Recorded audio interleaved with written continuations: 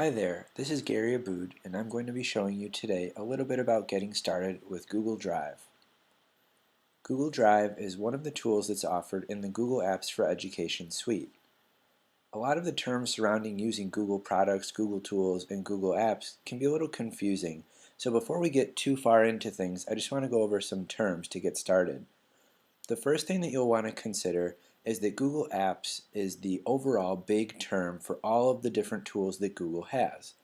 As you know, Google has a search engine, Google has its own news service, it has a calendar, and it even has the ability to do website design, blogs, and allow you to work on your documents with other people.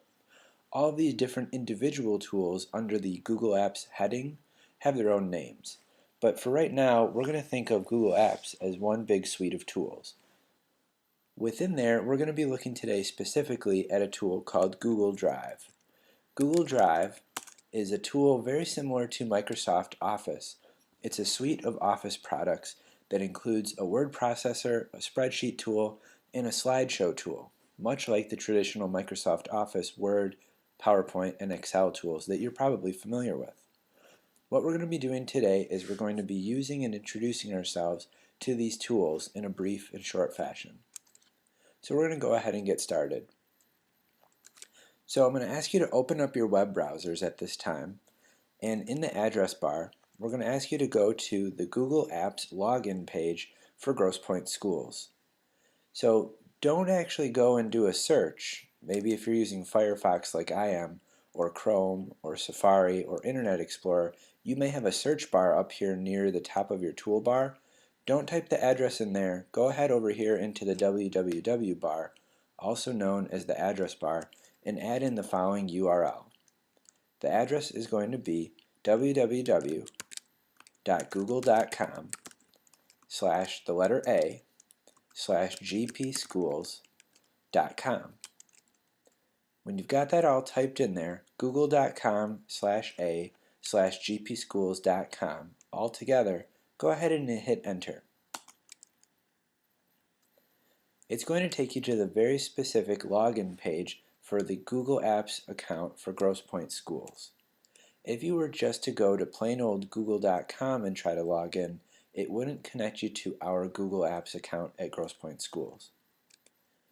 So here you're going to go ahead and log in with your email.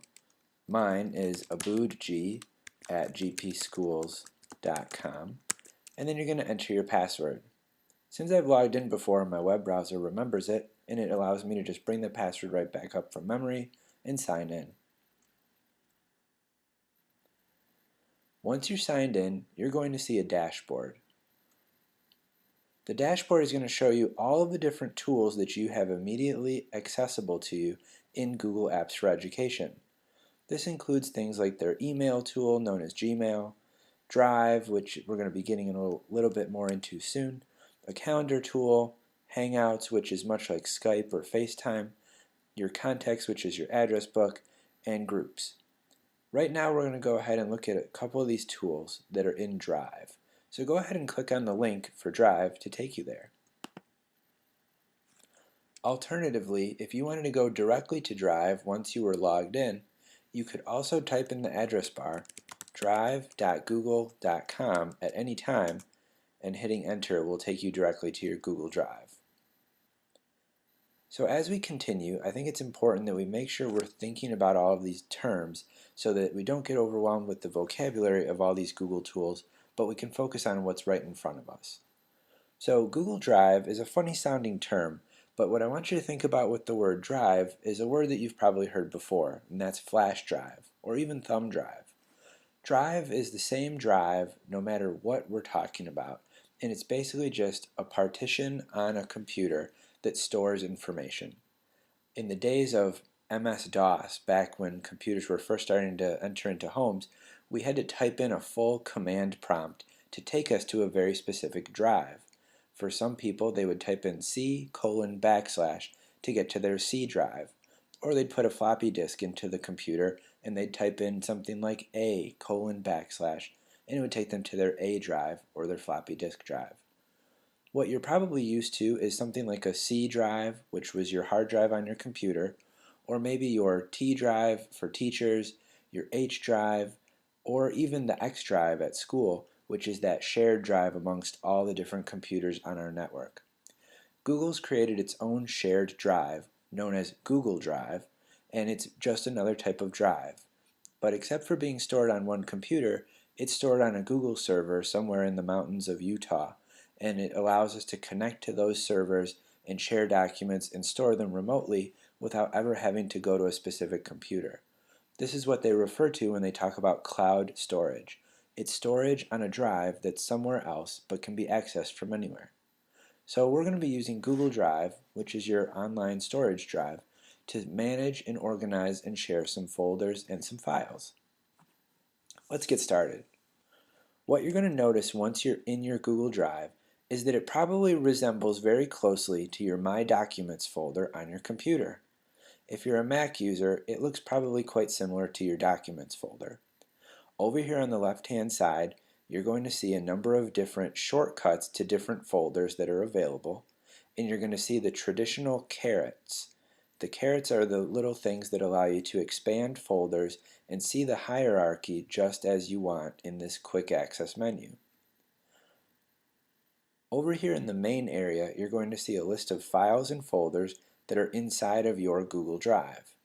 Just like in your My Documents folder, you would see subfolders and individual files that you had stored there. Over here on the right, it will tell you who is the owner of the document. This is a little bit different than your My Documents folder because typically you are the owner of all the files in your My Documents folder. But on Google Drive, people can share files with you, and so they maintain the ownership of those files, and that's all noted here. The last column shows you when the document was last modified or when the folder was last edited, and it tells you who was the person that did the editing or the modification. You can see right here that this document was last edited by Aaron Johnson on August 1st. However, the document was created and is still owned by me. If you look down here, we have a document known as Teaching Evaluation Template. It was modified last on July 28th by John Dean. All of these folders and all of these files will function very similarly to your My Documents or your Documents folders on your computer. If you click in any of these folders, it will open it up and show you any documents or subfolders that are stored within it. Up here at the top is something unique to Google Drive. It shows you who has access to view this folder or these files along with you. If that person has added a profile picture to their account on Google, you'll see their face pop up. Otherwise, you'll see their first initial. If you have more than 4 or 5 people, you can go ahead and click the plus button to see who the others are that are sharing this with you. So let's go back to My Drive by clicking the My Drive button over here in the shortcuts bar on the left-hand side. It's going to take you back to your main drive or your overall highest level folder. What I'd like to point out next is a couple of other very important buttons here on the left-hand upper side. One is Create and the other is Upload.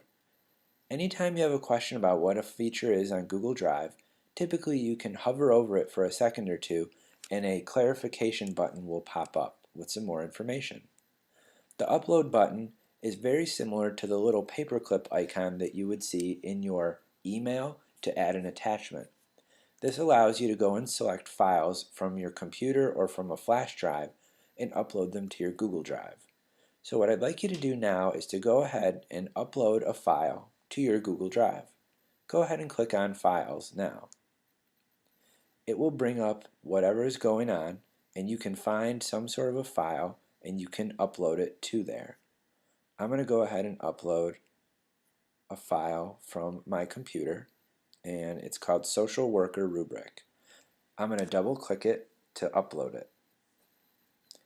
What you're going to see is a little status box pops up in the bottom right hand corner, tells me the name of the file that I uploaded, it gives me a progress report and lets me know when it's uploaded. You'll see in the background that on my main Google Drive list of files and folders, the Social Worker Rubric has popped up. That means it's finished uploading and I can X out of this box.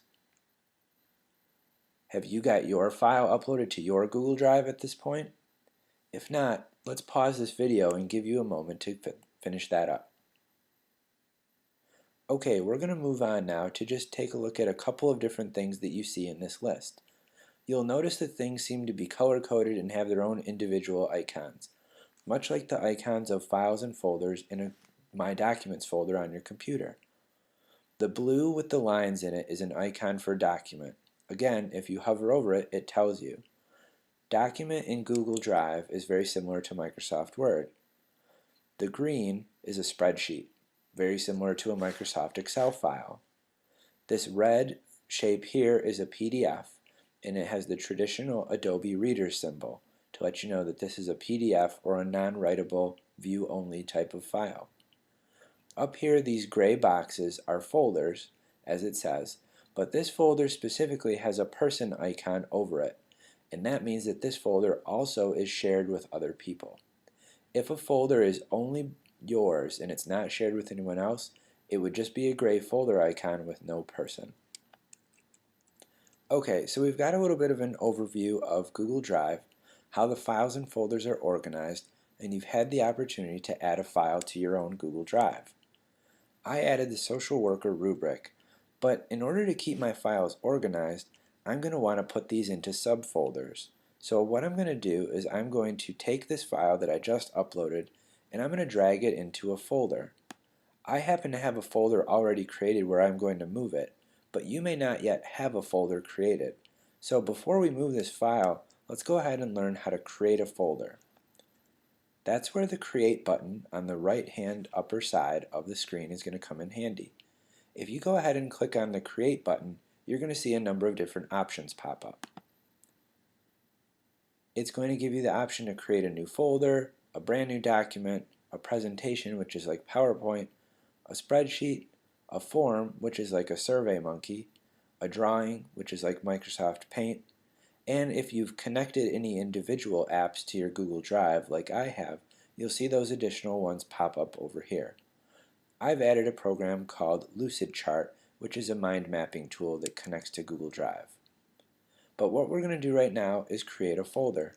So go ahead and click on the Create menu and select Folder. It's going to ask you, just like your My Documents folder would, what you want to call this new folder.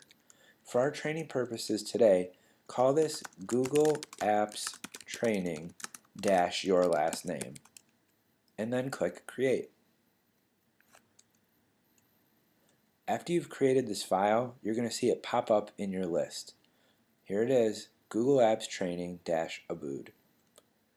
I have the ability to notice that this folder has not been shared with anyone yet, and so it's just a plain icon as opposed to the icon with a person. If I go ahead and click on this folder, I'm going to see that there's nothing in here. I have the ability to drop files right into here, or I can use the red upload button to bring them off of my computer or a flash drive. If I use the back button on my browser, it'll take me up a folder level, back to my main Google Drive.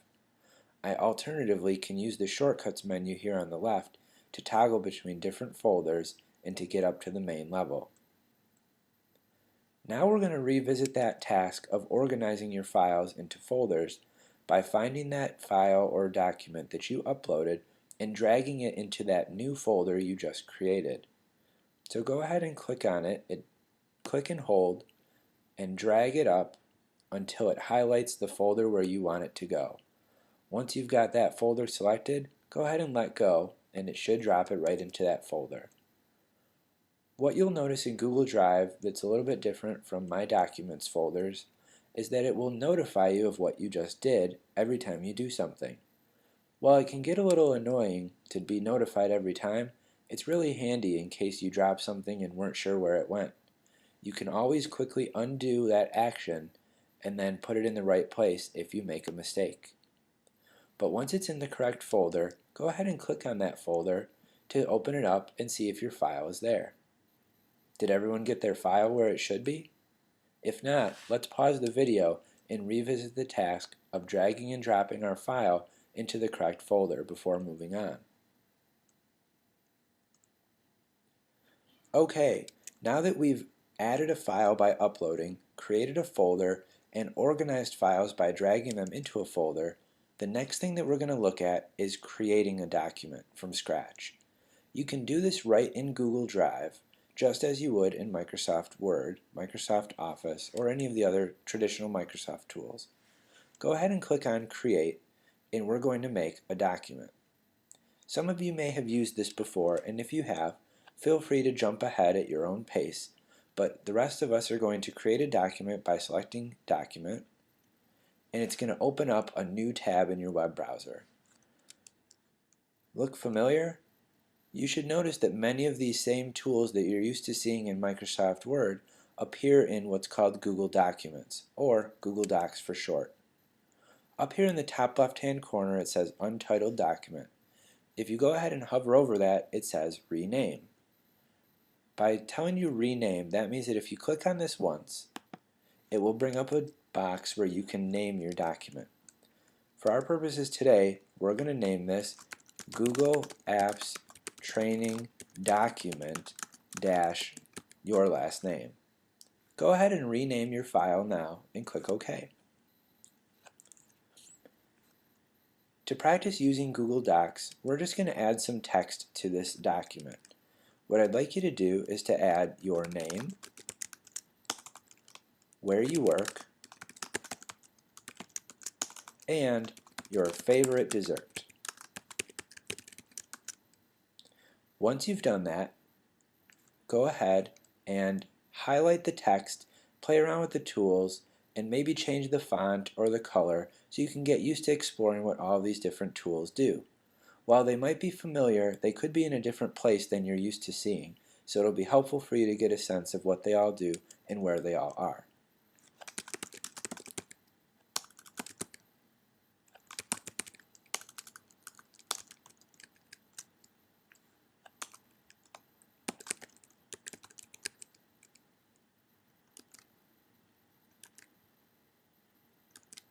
Okay, now I've got my document completed. I'm going to go ahead and add a little color. I'm going to go ahead and highlight,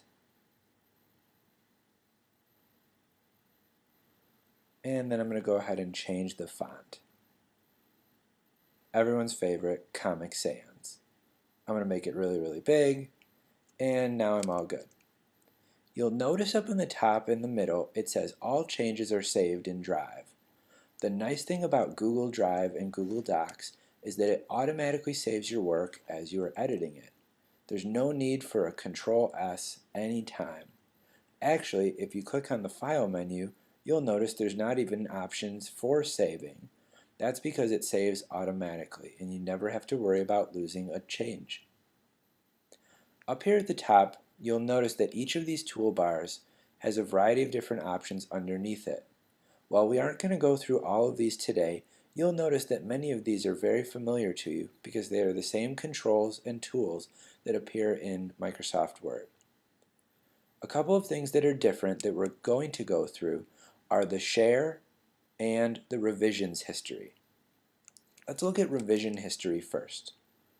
One of the hallmarks of Google Docs is that it will actually track minute by minute, user by user changes of a document. That document history and revisions allows you to go back to a previous version of the document, see changes that were made, and you can even see minute by clicking Detailed. Then, as you click through the revisions, you'll see what did the document look like at that time, and it will even show you who made the changes. This way, if you happen to make an edit and save over something by accident, you can always go back and get it later. This is also a great feature that I work with teachers on using in their classrooms because it gives some accountability for when students did their work and which students' accounts were responsible for doing which parts of a task. What I'm going to do is bring it back to the most recent version and then X out of my revision history. The other tool that's unique that we're going to look at under the File menu is called Share. You'll notice in the top right corner that Share is also a large blue button. Either of these two will take you to the same menu of choices for sharing. So go ahead and click on the Share menu to bring up the share settings in your document. You're going to notice something that probably is very unique if you don't have a whole lot of experience with Google Docs. What it's going to do is list all the people who have access to use this document and their level of usability. At the top is the URL that takes a person directly to this document. Down here at the bottom is where you can do what they call invite people to share this document with you. If you think about how we used to share documents in the past, one person would email a document to another, thus duplicating the document. The second person might make changes, save it as a new version, and email it back to the first person, thus making a third copy. Now two distinct copies are floating out there somewhere. Back and forth we went, and the more people that got involved in the editing process, the worse and more complicated it got to keep track of documents, especially to keep track of changes and find the most recent up-to-date version. What Google Docs does is it creates one document in one digital place, and instead of sending the document to people, you bring the people to one document. You do that by inviting them through adding their name or their email address. Go ahead and type the name of a person who's nearby you in the room that you know. So for example, I'm going to share this document with John Dean. I'm going to go ahead and type in his last name, and it's going to bring up all the people whose names have either DEAN or whose names are Dean in the organization. You'll notice that the person I want pops up at the top of the list. I'll go ahead and click on that, and it will add him into my list. I can add other people in here just the same. So for example, Maureen Burr, here she is. If I don't have the ability to look someone up by their name, for example, if they aren't in the Grosse Pointe Schools organization, they won't pop up in the list. So I can always add their email from scratch. So for example, I'm going to add another one of my own emails. It's a personal email, but it wouldn't pop up in the list by me typing just my name, because it's not part of the @gpschools.com account. Once I've done that, I'm going to go ahead and select the level of permission to give these individuals. I can allow them to edit the document, comment only, or view only. Each of these levels of permission has more access than the next. Viewing will just let them look at the document, much like a PDF. Commenting allows them to view, but also to add comments, much like you would add comments to a document in Microsoft Word. And edit will allow you to add comments, view the document, but also change the document itself. I'm going to add edit permissions. Then what I have the ability to do is to notify them by email or to not. Sometimes it's helpful for them to get an email because then they'll know that the document's been shared with them. Otherwise, they'll have to log into their Google Drive to see the new document when it pops up. I can additionally add a custom message to notify them by email about what's going on. This time I'm going to choose not to notify them by email, and when I'm done I'll click OK. It's going to ask me, do you want to send an invitation, are you sure? And I'm going to say nope, I'm sure I don't want to send an email invitation. So I just click OK, and then it'll take me back to that menu. If you've shared it with someone who's not a member of gpschools.com, it will also notify you and ask you, are you sure that you want to do this? In this case, I am. So I click yes.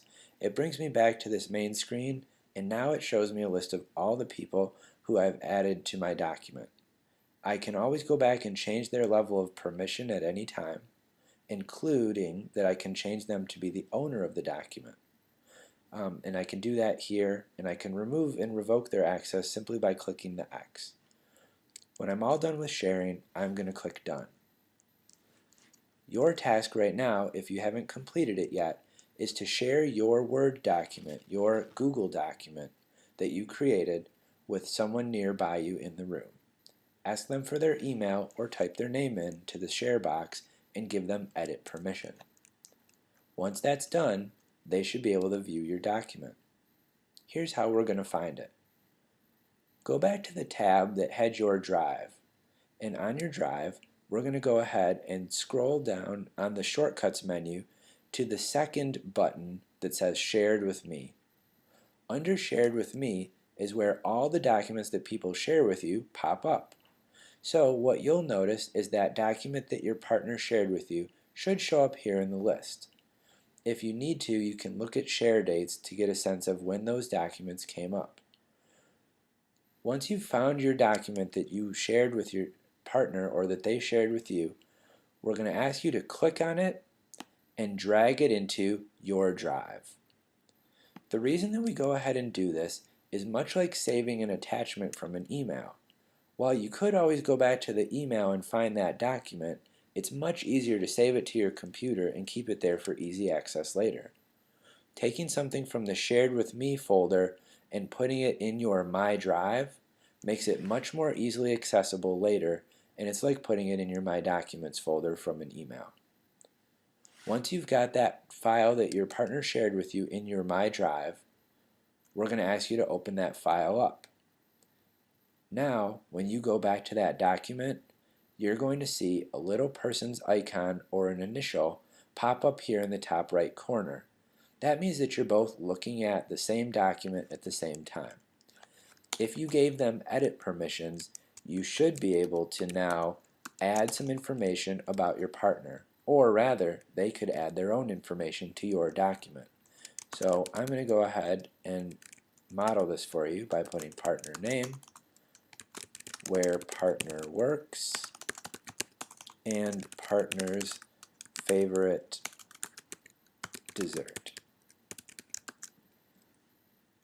If you're doing this with a partner, they should be able to fill this information out, and then you should be able to see it pop up on your screen. The two of you are collaborating on a document, and all the changes are tracked in the revision history under File, and they are saved automatically. The last piece that you'll want to know about Google Docs that makes it different from a Microsoft Word document is the way in which it allows you to comment and chat about the document with your collaborators. If more than one person is in the document at the same time, you'll see their picture or their initials pop up here, and you'll see a color-coded cursor in the document wherever they are typing. If they're in the document with you, a new button that will show up, and that button is going to look like a quote bar or a quote bubble. That thought bubble icon, if you press it, will bring up a chat window on the right hand side of your screen. That is a live chat that you can have between you and the other persons who are collaborating on the document.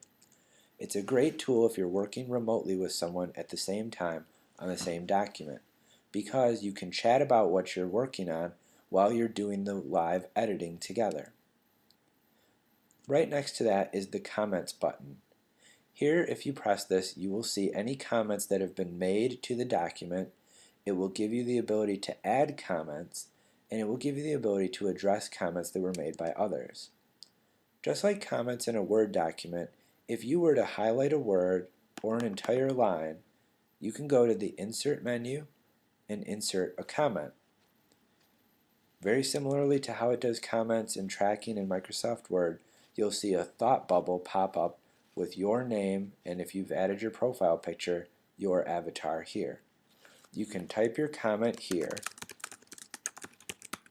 and then hit the comment button to add it in. Now any other collaborators will be notified and see this comment when they go into the document.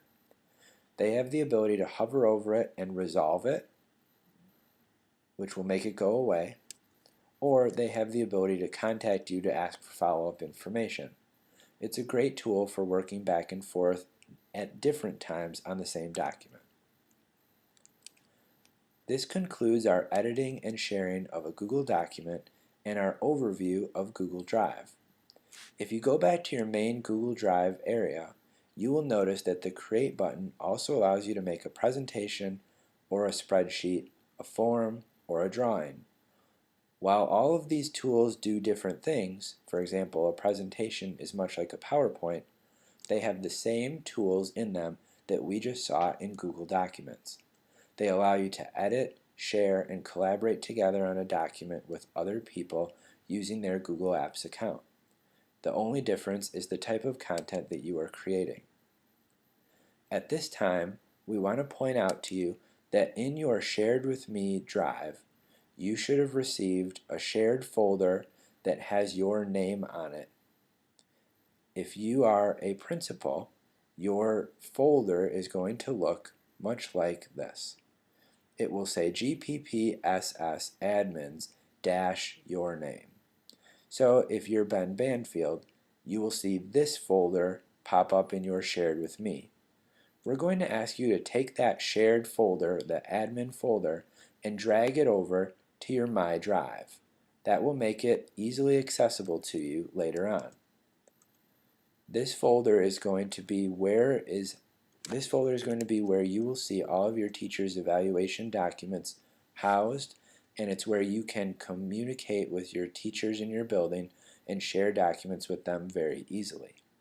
In the same way, you as a principal have a folder that's connected to an administrator folder that is accessible by the central office administrators so that they can share documents very easily with you. For example, the document that was shared with you about the draft teacher evaluation form, which we'll be working on later today. As you can see, all of these different folders allow you to see the things that were shared with you, and everyone should have an edit folder and everyone should have a view folder. The view folder is a folder where documents can be dropped that automatically have view only permission, while the edit folder has documents with edit only permission. Your folders for your teachers will be set up in much the same way, and you as the building administrator will have the highest level of folder hierarchy at your building.